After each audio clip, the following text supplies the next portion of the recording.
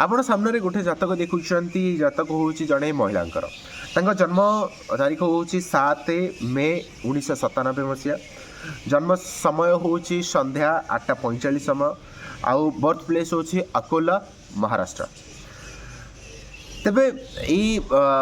तांकर प्रश्न थिला जे सी इनकम टैक्स ऑफिसर होगापी चाहूँगी, निजर बिजनेस गोटे ब्रांड क्रिएट करने चाहूँगी, यही सब प्रश्न थिला तांकर। ता सहित देखु जन्म तारीख हूँ 7 हूँ गोटे केतुर संख्या। तेणु जो मानकर 7 तारीख जन्म होती आप देखिए आप लाइफ रे सब कम कोटना कोटी ब्रेक हो जाए, जिन ठीक ठाक चलुव कौट ना गोटे ब्रेक हो सहित आप देखिए आपन को टी डिटाच हो जाए टी सेपरेट होकर आपन को रहा भल लगे, माने एकुटिया रही अलग हो डिटाच्ड पर्सन हो कौट ना कौट आपको बहुत भल लगुव बा हो गले आपको शांति मिलूँ। ठीक अच्छे तेज आप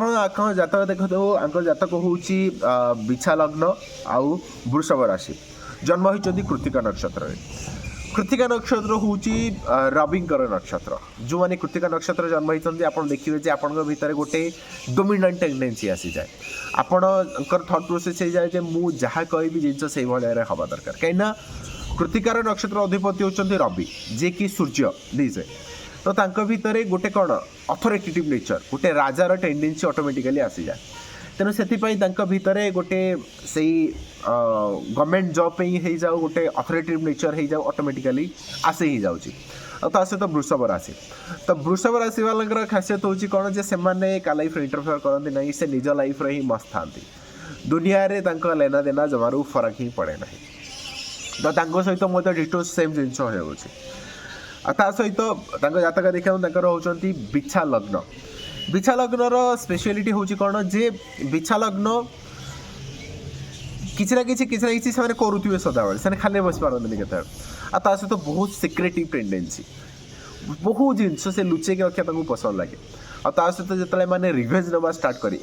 जेनेराली क्या सहित लगती जदि ये रिवेंज नवा स्टार्ट कर दिखते रिवेंज नापी किसी भी करने पछू हटे ना, जन को परास्त करने कौन स्टेप नहीं पारे डेफिनेटली मैंने। सहित देखु बिछा लग्न लग्नर अधिपति मंगल जी की आसिक बसी जाइए 10म घरे। तो लग्नाधिपति आसिक 10म घरे बसी जाते ताहले एमाने किसी ना किसी करने को पसंद लगे, माने खाली केतले बस पारे ना। कर्म एम को करवा निहाती दरकार आ कर्म करेंगे एमाने शांति टिके समय केबे बस पारे ना। ता सहित द्वितीय जिनस देखु मंगल 10म घरे बसी जोटि से उच्च हो जाती कहीं उच्च भाव में आसिक बस 10म घरे से मंगल उच्च हो जाती राशिस्थ उच्च नुह कि भावस्थ उच्च भाव में आसिक बस। ता सहित देखो जातक चंद्रमा आउ शुक्र एकाठी बस। तो चंद्र आउ शुक्र जो एकाठी बसी जाती ये गोटे बहुत बढ़िया कम्बिनेसन हो जाए। तो शुक्र हूँ कौन आपंकर लव लाइफ लग्जरीयस लाइफ ता सहित मनी वेल्थ यही सब जिन आप रिप्रेजेंट कर शुक्र। ता सहित जो चंद्रमा आसी शुक्र सहित बसी जाए तो ताले आप देखिए चंद्रमा होती मन आ शुक्र होती भोग लग्जरी पैसा। तो आपण माइंड सेट रे सदाबले यही सब जिन चल जे मते बहुत पैसा दरकार गोटे लग्जरीयस लाइफ दरकार मते वेल्थ दरकार बहुत अधिक। ठीक अच्छे तो यही जिनस माइंड सेट आसीज कहीं कम्बिनेसन लगे। तो आप जातक देखिए जब शुक्र चंद्रमार कम्बिनेसन अच्छे आप देखिए आप जेकोसी जगह जन्म हो ना कहीं आपण जन्म पर आपण घरे फाइनेंशियल कंडीशन ग्रोथ हवा स्टार्ट हो जाइथिबो या फिर आप जन्म ही सेमिया घर हे जो फाइनेंशियल कंडीशन बहुत बढ़िया अच्छे। तो आपण को लग्जरी पैसा भोग विलास सब जिन आपको ऑटोमेटिकली मिल ही जीव। तो से जमार टेंशन कर आवश्यकता ना। ता सहित गोटे जिन देखो ये बहुत सिक्रेटिव पर्सन क्या आंकर माइंड सेट ये प्रश्न जो पचारे सर मत माने बहुत पैसा इनकम करार अच्छे मत बिलियनर हबार अच्छे मत ब्रांड गोटे क्रिएट करार अच्छी मुझे कि ना मुझे बहुत पैसा इनकम करी कि ना। ता सहित इनकम टैक्स ऑफिसर होगा इच्छा था। तेज चलतु प्रथम आगे देखिए इनकम टैक्स ऑफिसर कौन पे कहीं जो मैंने भी प्रश्न पचारती किसी जिन पछे किसी ना किसी कारण थाए इच्छा से आड़ जाता पचर कारण हूँ कौन आप देखु लग्नाधिपति जी की मंगल आसिक 10म घरे बसी ता सहित 10माधिपति जी की रवि सी आसिक बसती 6ठ घरे। तो 6ठ घर हूँ कौन रोग ऋण शत्रु घर डिस्प्यूटर घर प्रोब्लेम घर। तो जो इनकम टैक्स ऑफिसर जो मैंने होते तो से डिस्प्यूट को ही इनवल्व हो जाते कौट ना कौट किए करप्शन कर डिस्प्यूट हो तो से इनवल्वमेंट हो जाए ता सहित रवि देखो मेष राशि उच्च होगी बस जोटा कि बहुत बढ़िया कॉम्बिनेशन तो चांसेस बहुत बढ़िया अच्छी जे क्या देखो षष्ठाधिपति मंगल आसिक दशम घर दशमाधिपति रवि आसिक षष्ठ घर आसी बस गोटे बहुत बढ़िया कॉम्बिनेशन अच्छी तो ये कॉम्पिटिटिव एग्जाम ट्राए करूँ इनकम टैक्स ऑफिसर हाँपाई बहुत बढ़िया चांसेस अच्छी किंतु गोटे हूँ प्रोब्लेम कौन बर्तमान जातक राहुर महादशा चलती आ राहु बसी जातक एकादश घरे तो एकादश घरे जिते राहु एकादश घर हूँ कौन आपणकर प्रॉफिट घर कौन कौन करके लाभ को हिसाब से आप इनकम करेंगे कौ हिसाब से पैसा आसीपर तो राहु जो एकादश घरे बसी जाए हो पारे राहु आपको गोटे कन्फ्यूजन दे पारे टी क्लारीटी आप आसीपारे किंतु कौट ना कौट आपको पैसा निहाती आसीज जो ये प्रश्न मुझे पचारे आप तो बर्तमान इनकम करुवे कौट ना कौट पैसा आसुव नाई सर पैसा किसी आसुनी मो पैसा तो इनकम हो पारुनी किंतु जो मुझे जोर देकी पचारे कहले हाँ सर बर्तमान 30,000 आसी जाऊँगी आगुरी पैसा बहुत अधिक मिलूला टी कमी जाइए ठीक अच्छे कहीं बिछा लग्न होती सिक्रेटिव पर्सन तो बहुत जिन से लुचेक रखा पसंद लगे किंतु राहु जेहेतु एकादश घरे बसी तो तांकर स्पोर्ट्स प्रति हो जाओ आउ केमी अधिक पैसा इनकम करवा हो जाओ प्रति इच्छा शक्ति बाट इंटरेस्ट ऑटोमेटिकली निहाती आसीज आर से जिन आसूँ बर्तमान फादर का बिजनेस हैंडल कर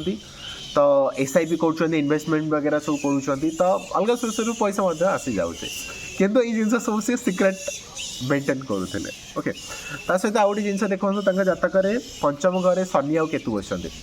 तो शनि केतु जेहतु एकाठी बस मुझे कहली आप लव रिलेशनशिप जातुनि जीवे बोले हार्ट ब्रोकेन हम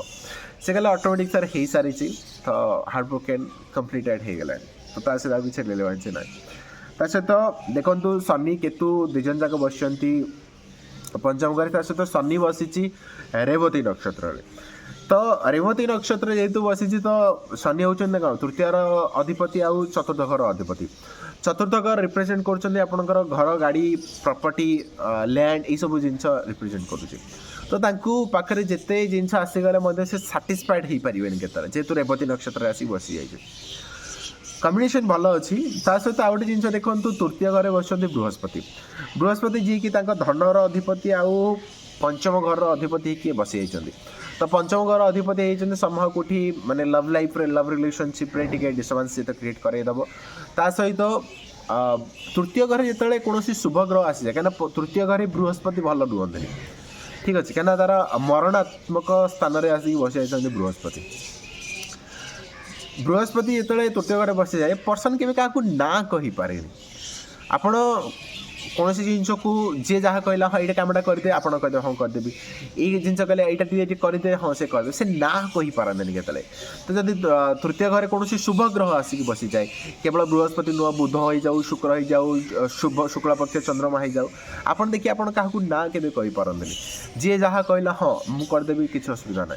तो यही कॉम्बिनेशन क्रिएट करे जब आपंकर तृतीय घरे कौन शुभ प्लानेट आसी जाऊँ तो ये थी जातकर कॉम्बिनेशन आउ ता सहित ये देखा बहुत सुंदर कहीं शुक्र आ चंद्रमार कॉम्बिनेशन लग्न पर पकाऊे तो निहाती बहुत स्वीट आउ बहुत क्यूट ठीक अच्छे ता सहित ये थी जातकर कॉम्बिनेशन आउ आपको कौन लगुच आप किसी पॉइंट ऐड करने चाहते तो आप ऐड निहाती करेंगे ता सहित फ्यूचर से ब्रांड बनवाई चाहते हबार चांसेस बहुत बढ़िया अच्छी कंटिन्यू एफर्ट दरकार तो जिनस निहाती हो ता सहित आपको कौन लगुच कमेंट कर निश्चय बताते आ सहित जब आप मो सहित कनसल्ट करने चाहते ऊपर नंबर दिखाई आप मो सहित जोगाजोग कर